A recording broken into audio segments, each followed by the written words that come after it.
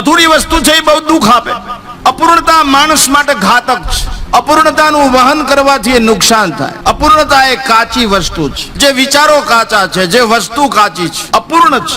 આખો ઘડો પાણીનો ભર્યો એ સરળતાથી લઈ જવાય, અવાજ ન કરે, ચલકાય નહીં. પૂર્ણ હોય, પાકી ગયેલું હોય, પરિપક્વ હોય, સમ હોય, સમ, એ વિષમ ન થાય. ભગવાન સમ છે કારણ કે પૂર્ણ છે. દુર્ગા ભવાની કાલી જેને માનતા હોય સમ છે એ વિષમ ન થાય. આપણે વિષમ થઈ જઈએ, આપણે ક્રોધ આવી જાય, લોભ જાગૃત થઈ જાય, આપણે દુર્ગુણોની અંદર ફસાઈ જઈએ, ફેંકાઈ જઈએ, આપણે દુર્ગુણો ચૂથી નાખે, હાવી થઈ જાય, આપણે બહિર્મુખ થઈ જાય. જ્યાં સુધી અપૂર્ણતા હોય, જ્યાં સુધી કચાશ હોય, ત્યાં સુધી વ્યવહાર હોય. કોઈ માણસ રીંગણા જોગતું હોય, બટેટા જોગતું હોય, ખાંડ મરચું મીઠું જોગતું હોય, ત્યાં સુધી જો વધારે હોય તે અંદરથી કાઢી લે અને ઓછું હોય તો અંદર નાખે, એ વ્યવહાર ચાલુ રહે. પણ જયારે એ દાંડી સીધી થઈ જાય, વજન સરખું થઈ જાય, એટલે માણસનો વ્યવહાર બંધ થઈ જાય. કાટલું 1 કિલોનું છે, 2 કિલોનું, 5 કિલોનું, એ માની લ્યો ભગવાન છે. આ બાજુ વસ્તુ જોખો છો, એ સમ થઈ જાય, અપૂર્ણતા દૂર થઈ ગઈ. આ શરીરથી ઈશ્વર ક્યારેય ન મળે.